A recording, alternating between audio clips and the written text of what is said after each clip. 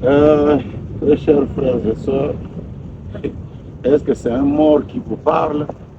Est-ce qu'il est sorti de la tombe pour vous parler?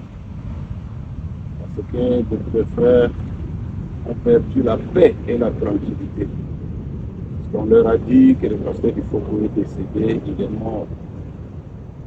Ici, je vous prends simplement à témoin.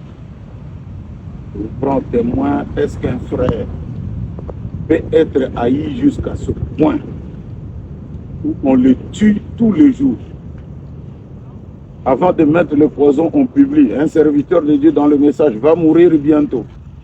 Et quand cela n'arrive pas, c'est le message qu'on envoie comme ça. Il est mort. Nous sommes aujourd'hui le 5 janvier 2026. Et nous sommes, je crois, 8h17 en ce jour.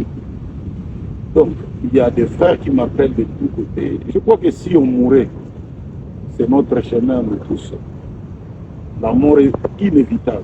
Mais quand nous ne sommes pas encore morts, pourquoi vous voulez précipiter notre départ pour avoir quoi? Mais vous comprenez que c'est toujours ce genre de cabale, ce genre de personnes qui sont loin des démons et des mauvais esprits. Ma mort vous donnera quoi en retour? Si j'ai quitté, vous aurez quoi en retour? Et au-delà de cela, c'est tellement diabolique que quelqu'un qui m'a vu hier à l'église, j'ai parlé, il m'a vu vivant, en bonne santé, mais tout d'un coup, quand une nouvelle comme ça vient, il commence à douter. Il doute, est-ce que tu es vivant? Bon, je ne sais pas si on peut poser la question à quelqu'un, est-ce que tu es vivant ou tu es mort? Je ne sais pas. Mais nous sommes encore là. Le Seigneur nous garde. Ou soit, ces gens-là veulent vraiment de notre mort, ils mettent le poison, vous survivez et ils envoient maintenant de nouvelles. Comme ça, de partout, les gens n'ont pas la paix. Mais il y aura d'autres personnes qui peuvent même faire des crises, qui peuvent mourir, parce qu'ils aiment leurs frères. Donc moi-même, le téléphone et tout ça peut même te créer aussi des psychoses.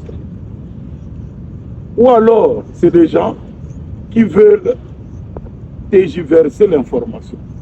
Parce que nous, on s'attend à ce qu'il y ait des explications.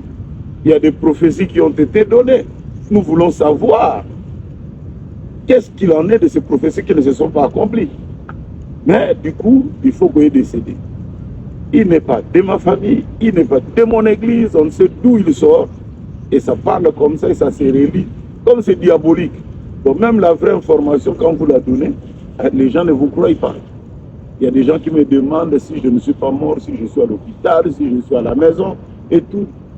Bon, je ne sais pas. Maintenant, nous disons à quelqu'un qui ne veut pas croire, bon, tu peux déjà commencer à faire ton deuil. Hein.